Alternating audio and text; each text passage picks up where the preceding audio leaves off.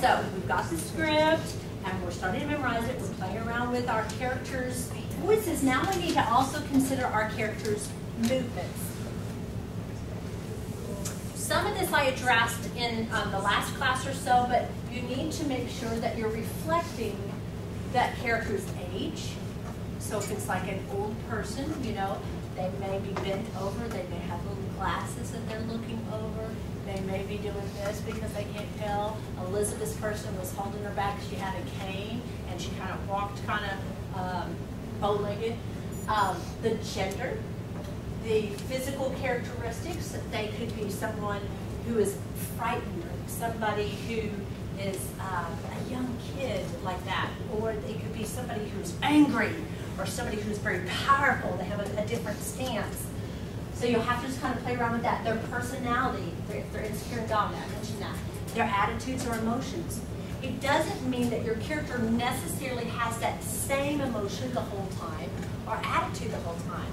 It could be somebody who's terribly, terribly depressed, and you're like this a good part of the time, and somebody says something to them which brightens them, and then they kind of straighten up and they're inspired, or it makes them angry and they straighten up and they're ready to fight. You see what I'm saying? So it's not like you have to trap your character into a particular posture or a particular stance the whole time, but they may default to that stance so that that character is clear to the people who are watching it. All right, then there's such a thing as focal points. The focal points are the areas that you look towards when you're in that character. So, for example, Brady did a couple years ago, The Whipping Boy. Has anybody ever read that book, The Whipping Boy? Okay, good. So you know the story. He had the king, and he was always on his throne. Always. He never got up and did anything else. He was like, fetch the whipping boy! You know, so he was seated. Now, we had to be careful that he didn't stand up and say fetch, you know, because it didn't look like he was seated. So he was always seated, but he was always facing this way, 12 o'clock. And then you would have Jimmy, who was the whipping boy, and he was always kind of like this, but he was slightly facing towards like 11 o'clock. And then you would have somebody else, like Prince Brad, who's always kind of, you know, messing with his little ascot or whatever this thing is up here. No, yes, Papa. You know, and he was facing more towards 1 o'clock. So Brady had the voices, but he also had the posture. So if he was the king, he was here. If he was Jimmy, he was here. If he was the prince, he was here. And he would switch back and forth, facing those focal points. It helps because if you move your posture a little bit, it helps people keep up with, okay, now he's Jimmy. Okay, now he's the king. But you have the voice to help that. But the posture also helps that too. You want to avoid doing this.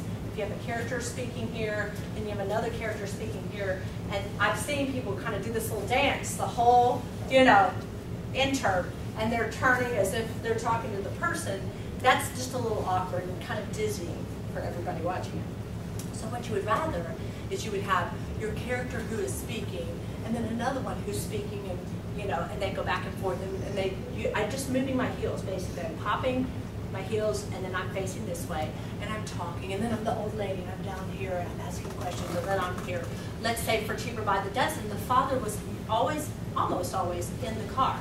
So he always had his hands on the steering wheel, so we knew that was the dad, and he was facing forward. And your main character, it depends, but we had him as our main character facing forward the whole time. His focal point was usually forward. And then there were times he walked around, that's fine. But if he's still facing forward, and he played around with the steering wheel, he either put his hand on the steering wheel and put it on the back to yell at everybody in the back, or he put his hand on the steering wheel and put his arm on the side to talk to the old lady, and he was playing around with it and so forth. But he was talking most of the time that way, unless he was walking. And then you had, you know, the mother, she also was kind of facing forward.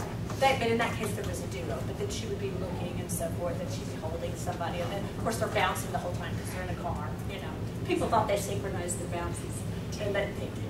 It just looked that way. But anyway, so that's what you'll want to do is kind of pop in between your characters. Let's say somebody's down here, and somebody's, you know, thinking over here, and then somebody's sitting in a chair here, and then you'll just pop in between those. If you'll go to YouTube and see some of the NCFCA competitors, a lot of them do that, and it just makes it easier to follow. It doesn't mean you have to pop from character to character, but if there's like quick dialogue going back and forth, it does help. All right, any questions with that? Okay.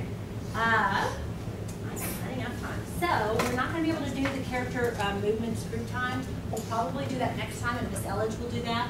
But what you'll want to do for next week is if you have cut anything, bring it. Okay? If you cut 3 lines, bring it. If you have cut the whole thing, that's fine. In a script kind of format, you might want to bring your character analysis sheet that I gave you as well. I didn't have any sheets for you today, and I might have Ms. Elledge give you some sheets, or I might find some at home. I can email them. But you'll want to bring those, and then we might have some of y'all come up and we'll talk about your characters. You might read us a line, and we'll kind of brainstorm as a group some things that you can do. And play around with that. And we might ask you questions about your character. Are they thinking this? Is this kind of what they're all about right now? What's the background here? How are we going to be able to communicate to their audience? It's kind of a group brainstorming on a couple of y'all's pieces, which would be helpful. And then help you work on any type of numbers. It'll be light, but we want to be able to help you some way.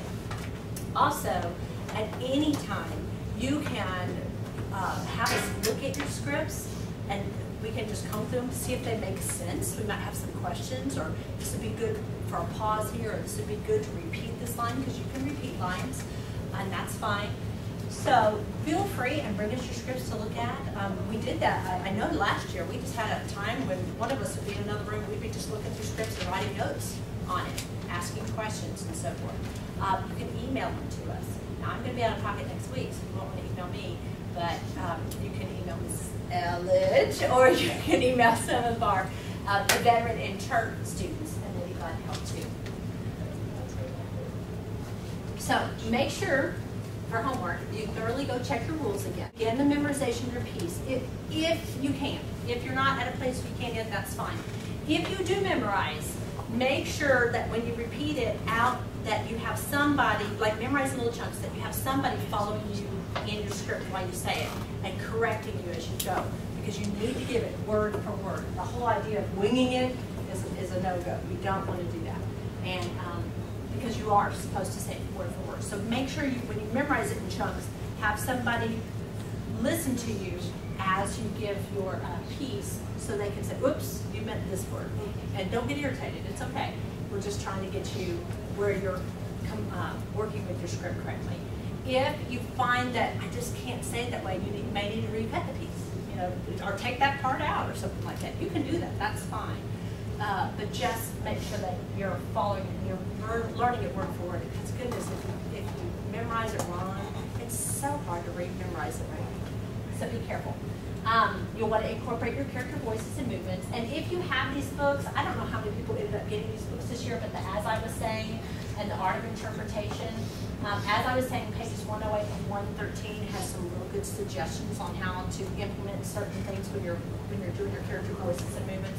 And Art of Interpretation, lessons 9, 11, and 13 also have some real good things that you can incorporate. So if you have those. But definitely next week, bring what you have and your character analysis too, and then we'll just kind of go through it if you will. And that should be it. Okay. Thanks so much. Did you say to bring the scripts next week? Bring the scripts if they can.